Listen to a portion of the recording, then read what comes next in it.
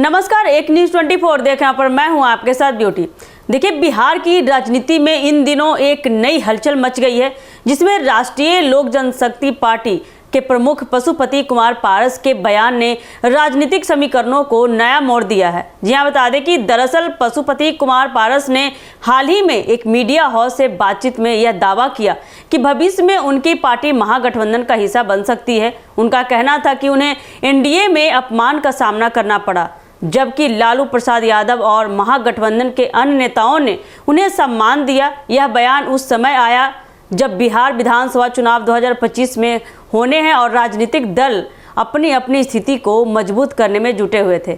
पशुपति कुमार पारस का कहना था कि जब लालू प्रसाद यादव 15 जनवरी 2024 को उनके पटना स्थित आवास पर दही चूड़ा भोज के लिए आए थे, तब यह स्पष्ट संकेत मिला था कि राष्ट्रीय लोक जनशक्ति पार्टी महागठबंधन का हिस्सा बन सकती है। हालांकि तब तक यह औपचारिक रूप से नहीं हुआ था, लेकिन अब पारस ने इसे सार्वजनिक रूप से स्वीकार कर लिया है। पारस का यह बयान राजनीतिक रूप से महत्वपूर्ण माना जा रहा है, क्योंकि वह एक समय चिराग पासवान से ज़्यादा मजबूत नेता माने जाते थे। वही 2020 के बिहार विधानसभा चुनाव से पहले पारस की पहचान एक मजबूत नेता के रूप में उभरी थी, लेकिन जब एनडीए ने उन्हें लोकसभा चुनाव में एक भी सीट नहीं दी तो उन्होंने ठान लिया कि गठबंधन से अलग होने का फैसला मेरा सही है। इसके बाद उनका झुकाव महागठबंधन की ओर बढ़ा। चिराग पासवान और उनकी पार्टी ने इस समय महागठबंधन से अलग रहकर एनडीए में ही अपनी जगह बनाए रखी, लेकिन अब पारस ने यह संकेत दे दिया है कि उनकी पार्टी का रुख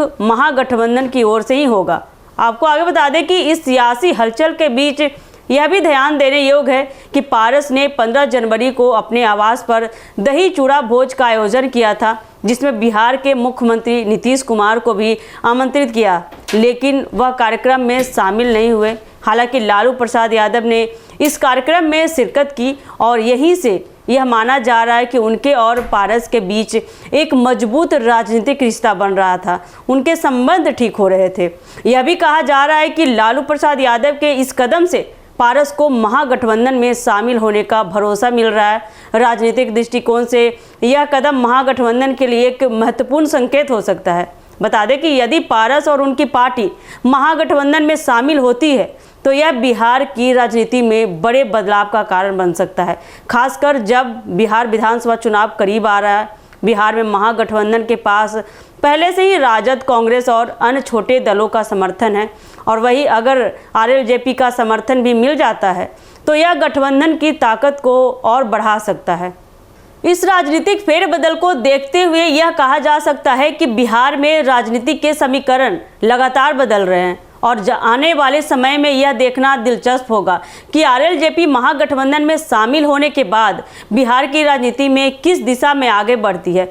और ये देखना काफ़ी दिलचस्प होगा कि क्या पशुपति पारस और लालू यादव का गठबंधन टिक सकता है या नहीं। तो ऐसे ही राजनीतिक अपडेट के लिए बने रहिए हमारे एक न्यूज़ 24 के साथ। दीजिएगा इजाज़त। धन्यवाद।